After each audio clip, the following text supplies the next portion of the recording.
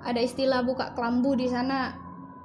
Kalau ronggeng yang baru jadi itu emang harus disayembarakan keperawanannya gitu.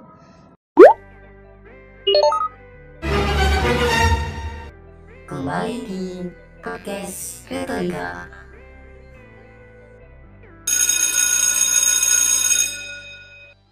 Assalamualaikum warahmatullahi wabarakatuh, teman-teman Retorika TV. Kembali lagi bersama saya Afida dan Siti Nurhatijah. Nah, Kita mau ngapain nih, Kak? nah kita sekarang mau ngobrolin buku nih.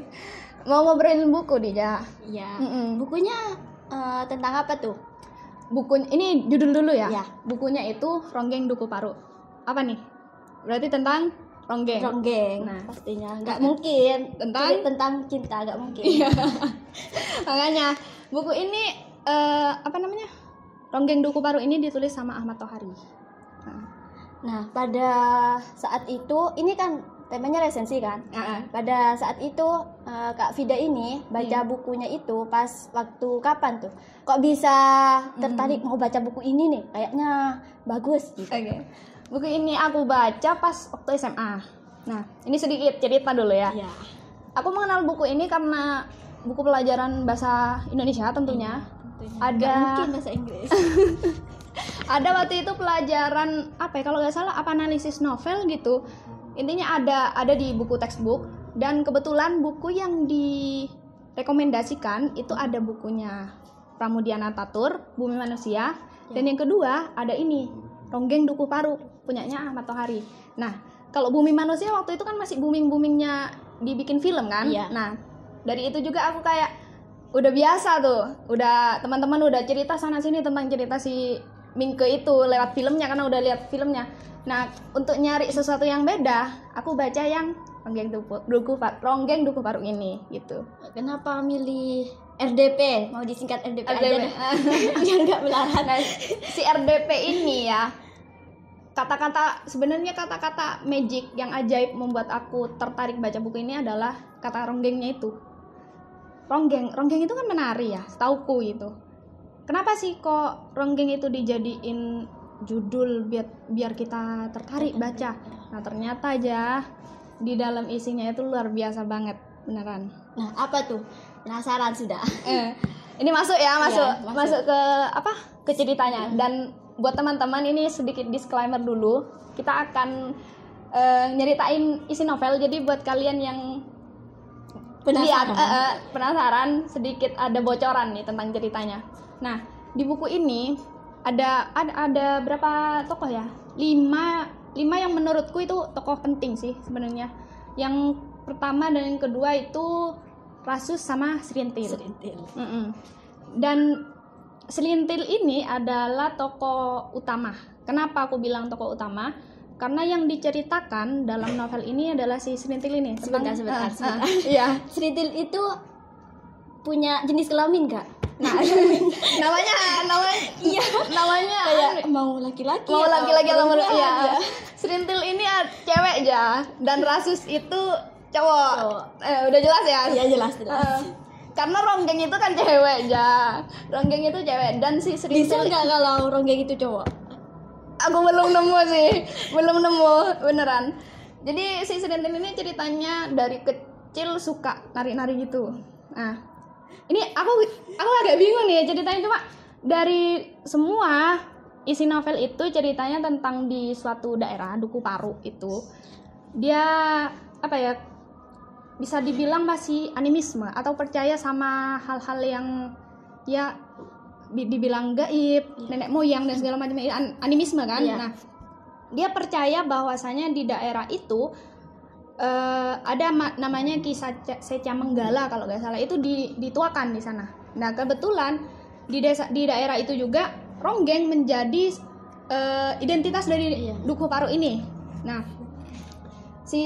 di daerah itu udah lama kehilangan ronggeng karena ada suatu peristiwa itu semua warganya itu keracunan sama tempe bongkek. Bayangin. Tempe bongkek. Itu nggak tahu kenapa orang tuanya si Serintil ini kayak ini kisahnya kayak alurnya itu maju mundur kan. sesuai dia pakai sudut pandangnya Rasus di itu. Yang cowok kan? Yang cowok, benar. Itu ada peristiwa awalnya ya. Di Duku Paru itu semua warganya keracunan tempe bengkek yang dibuat oleh orang tuanya Serintil. Nah, jadi semuanya kayak kehilangan penduduk, termasuk si Ronggeng yang udah biasa tampil nih. Nah, dari situ juga kan kehilangan identitasnya kan. Karena aku bilang tadi Ronggeng itu identitas dari Duku Paru itu sendiri. Nah, setelah itu Serintil kecil kan masih, tapi dia udah kayak 11 tahun. Nah, betul. Kamu gak tahu Sinopsis. Nah, oke. Itu umur 11 tahun dia udah udah biasa kayak nari-nari sendiri, kayak paham sama bunyi-bunyi yang biasa dipakai di ronggeng itu kan ada kayak gendang atau apanya itulah. Itu kayak udah kalau nari auranya beda dia.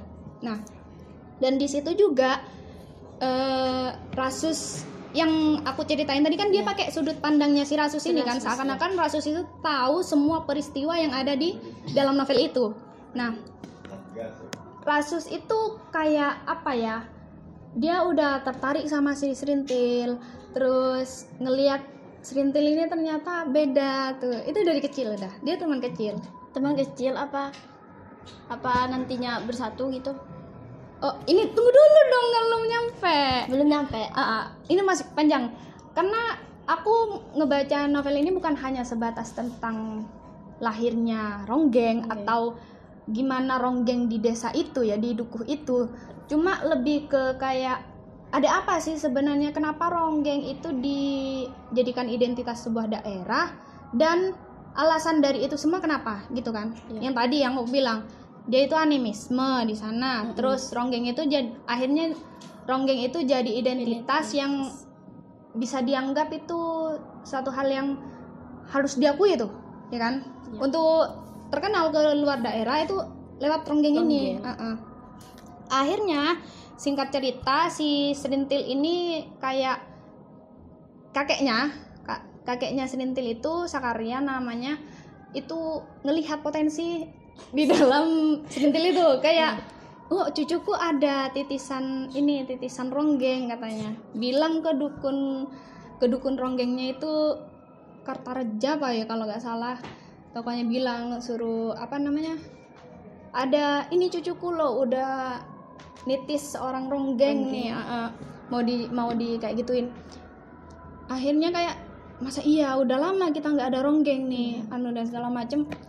Dan pada akhirnya Serintil ini jadi Ronggeng ya. Jadi Ronggeng itu harus melalui beberapa tahap. Nah, apa saja tuh? Nah, tahapnya itu kayak aku sebenarnya kayak gak tau ya, umur segitu baca buku ini kayak gimana gitu. Agak miris juga waktu itu mikirnya. Yang pertama itu ya biasa ya, ke makam yang dituakan tadi melalui proses mandi dan segala macam. Yang kedua, ini ada istilah buka kelambu. Apa tuh? Buka kelambu itu untuk para Ronggeng itu perawannya disayembarakan. Wow. Betul. Benar. Ini itu makanya aku juga ini buku umur berapa ya dulu, 18-17 tahun SMA udah ada buku kayak gini. Terus di dalam isinya juga ya luar biasa vulgar sih kalau kataku. Ya ada ada istilah buka kelambu di sana. Kalau Ronggeng yang baru jadi itu emang harus disayembarakan keperawanannya gitu. Dan bayangin kamu Rasus yang udah dari kecil nemanin Serintil ya. Terus udah sama-sama tumbuh dewasa, tertarik lagi. Dan sekarang harus merelakan si Serintil ini buka kelambu, disayembarakan keperawanannya untuk ya yang naruh paling banyak, yang memenangkan sayembara itu gitu. Akhirnya kecewalah si Rasus ini kan.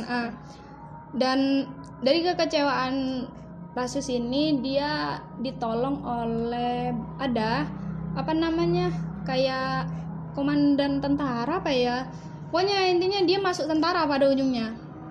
Dan kamu ya, seperti yang kamu bilang tadi Ja, itu kan di sana ada keterbelakangan sosial ya. Iya. Keterbelakangan sosial juga karena pas waktu itu juga sempat rame-ramenya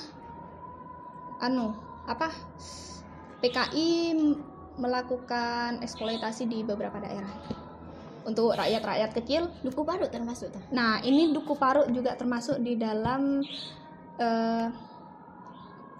misi PKI untuk menyebarkan itunya, pahamnya seperti itu. Dan kamu bayangin orang yang kosong gitu ya, orang yang kosong sukanya sama ronggeng, sama hal-hal yang kayak gitu, adalah dogma-dogma yang harus mereka percayai selain dari animismenya tadi gitu. Akhirnya ikutlah beberapa orang ini dengan ada sampai Serintil ini kalau semisal ikut ini bakal tampil di mana gitu. Serintil ini digunakan sebagai alat kampanye gitulah. Intinya kalau semisal Serintil ini semakin maju, kita Duku Paruk juga maju. Itu yang dijadiin nilai tawar gitu. Dijadiin nilai tawar dari si PKI ini.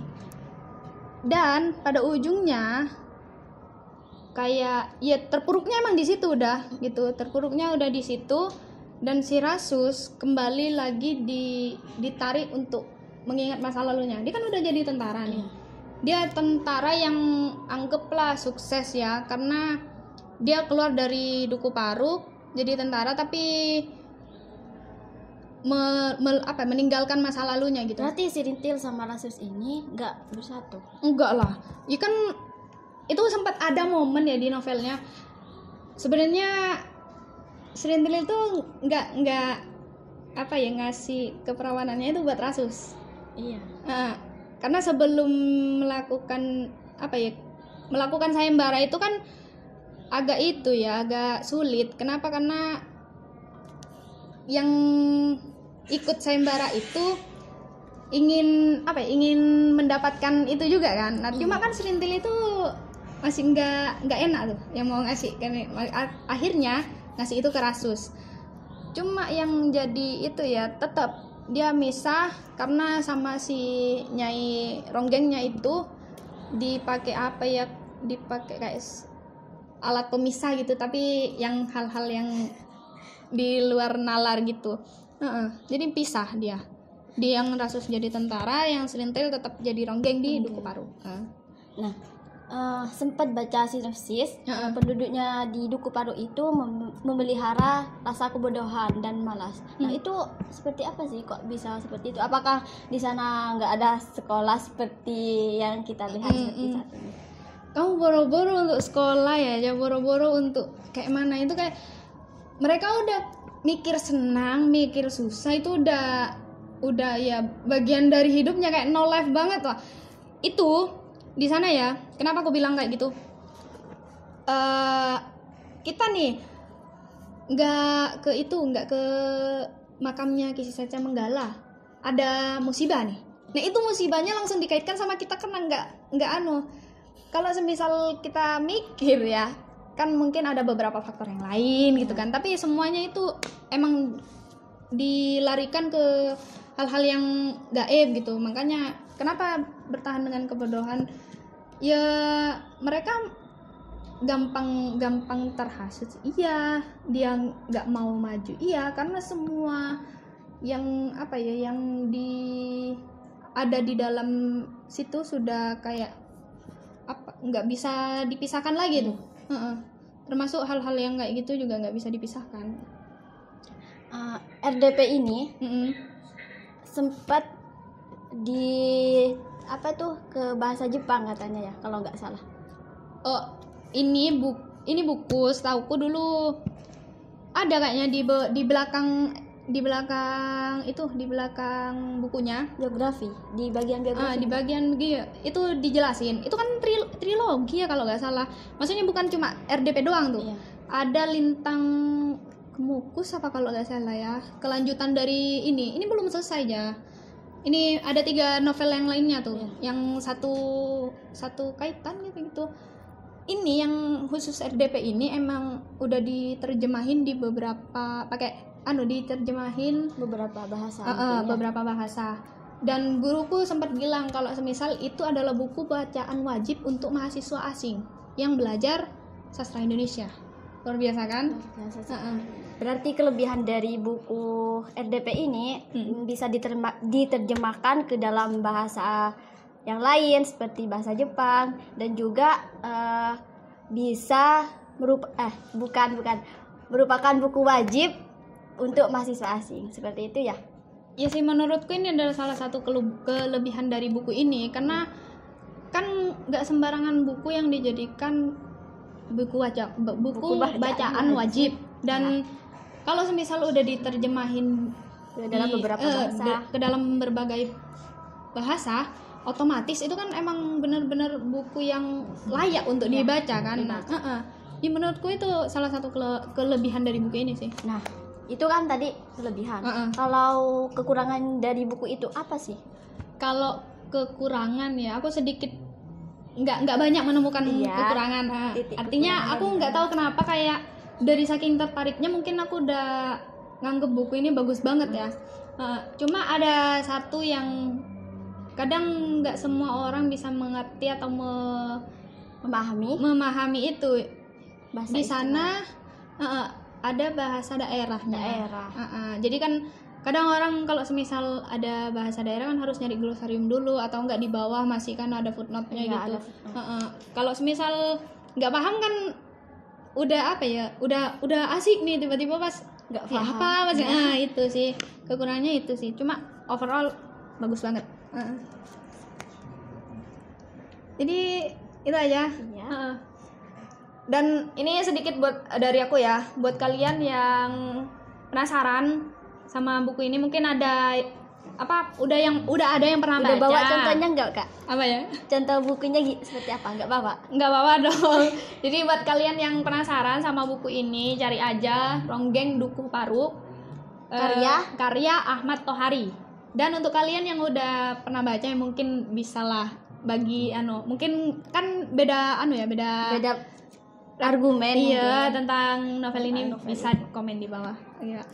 Nah, mungkin hanya itu saja yang dapat kami sampaikan. Sampai jumpa di resensi buku berikutnya. Untuk kalian yang belum subscribe, silahkan di subscribe terlebih dahulu. Wassalamualaikum warahmatullahi wabarakatuh. Waalaikumsalam warahmatullahi wabarakatuh. Bentar, jangan lupa like and comment.